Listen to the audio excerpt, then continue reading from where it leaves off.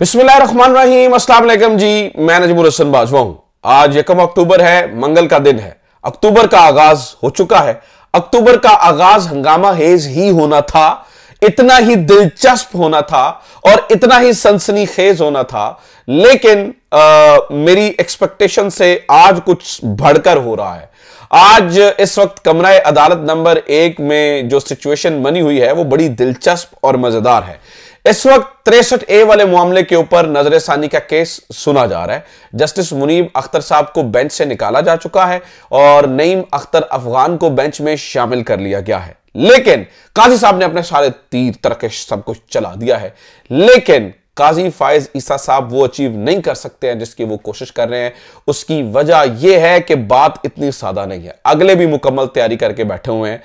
Number 1, justice Munib और justice Mansoor Ali Shah साहब ने कमाल हिकमत अमली से इस वक्त काजी फायज ईसा साहब को नंगा भी कर दिया है और काजी फायज ईसा साहब को अकेला भी कर दिया है। कल रात खबरें चल रही थी, एक बहुत बड़े इस्तीफे की बताया जा रहा था जी। इस्लामाबाद में एक बहुत अहम और बड़ी शख्सियत ने इस्तीफा दे दिया है। बहुत सारे लोगों ने उसके ऊपर तनकीद भी की कि भाई डट के मुकाबला करो, ये क्या बात हुई, इस्तीफे दे रहे हैं और ये वो। मैं आपको खबर दे रहा हूं, इस्तीफे नहीं आ रहे हैं सुप्रीम कोर्ट से।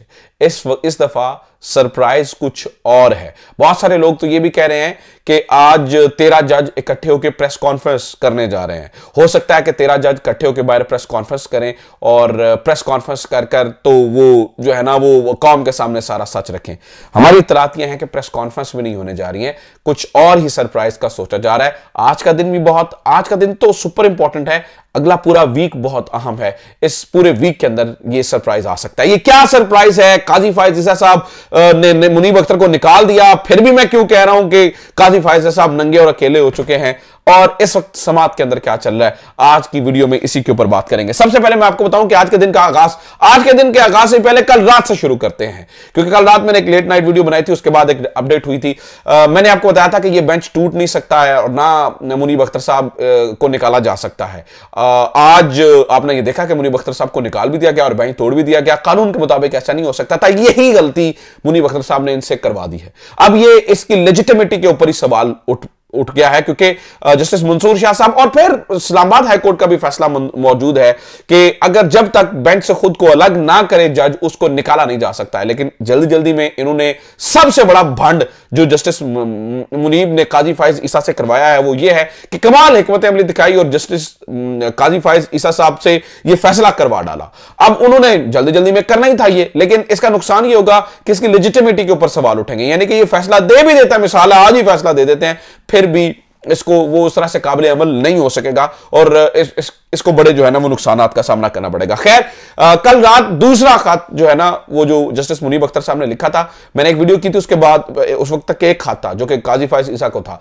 दूसरा खत रजिस्ट्रार जो है ना वो सुप्रीम कोर्ट को लिखा गया था और उसमें वो सारे वही पॉइंट्स उठाए गए थे जो इससे पहले हमने जो है ना वो सामने आपके रखे थे। ऐसा नहीं था कि मुझे पहले से पता था कि जस्टिस मुनीब क्या खत लिखने वाले हैं, नजर आ रहा था, जो बाजू नजर में आ रहा था वो मैंने आपके सामने रख दिया था। उन्होंने कहा था ये कोर्ट ऑर्डर है ही नहीं है, ये जुडिशियल ऑर्डर नहीं है, ये कोर्ट ऑर्डर नहीं है, क्योंकि मैं मौजूद था और मेरे बगैर ये कोर्ट ऑर्डर कैसे हो सकता है। इसी बात की को हाईलाइट मैंने किया था कल रात को। अच्छा, आज सुबह क्या हुआ? आज सुबह इन्होंने जजेस कमेटी का इजलास बुलाना था 9 बजे, वो नहीं बुला सके क्योंकि जस्टिस मंसूर अली शाह साहब शामिल नहीं हुए।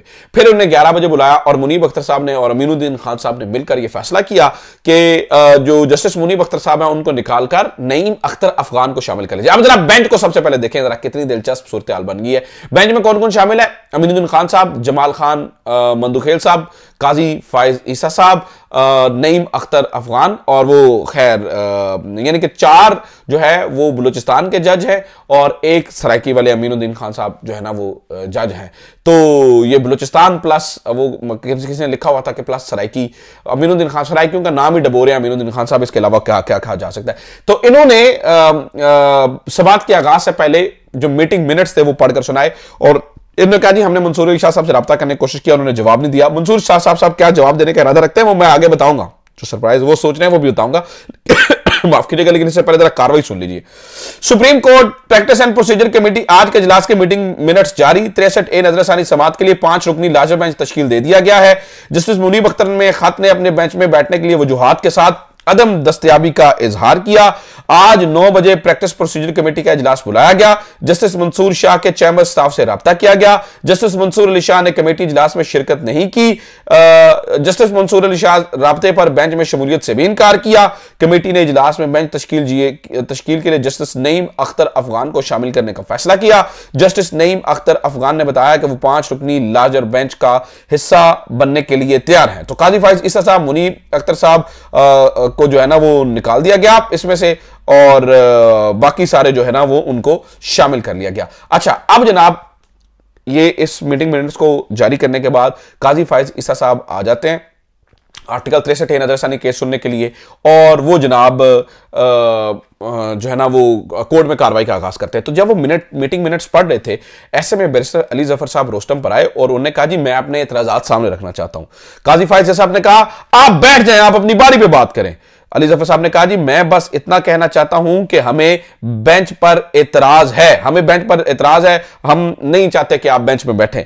इसके ऊपर चीफ जस्टिस ने कहा आप प्लीज बैठ जाएं, कभी तो जमहूरियत पर चलें। यार ironically this person is talking about the democracy, कि जो इसे क्या कॉन्फ्लिक्ट ऑफ इंटरेस्ट कहेंगे कि ऐसा फैसला दिया जा रहा है जिसमें फ्लोर क्रॉसिंग होकर कानून साजी होगी, जिसका डायरेक्टली फायदा जो है वो काजी फाइज ईसा साहब को होगा।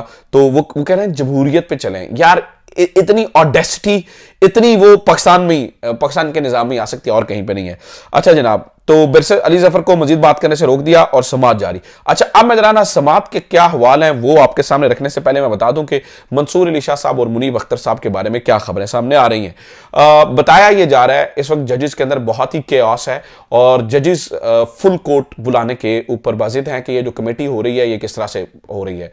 तो क्योंकि काजी फाइज साहब की मुकम्मल जो जितने जजेस साथ हैं वो सारे के सारे बैठे हुए हैं, बाकी 13 जज जो हैं, ये 12 से 13 जज जो है वो काजी फाइज ईसा साहब के खिलाफ है।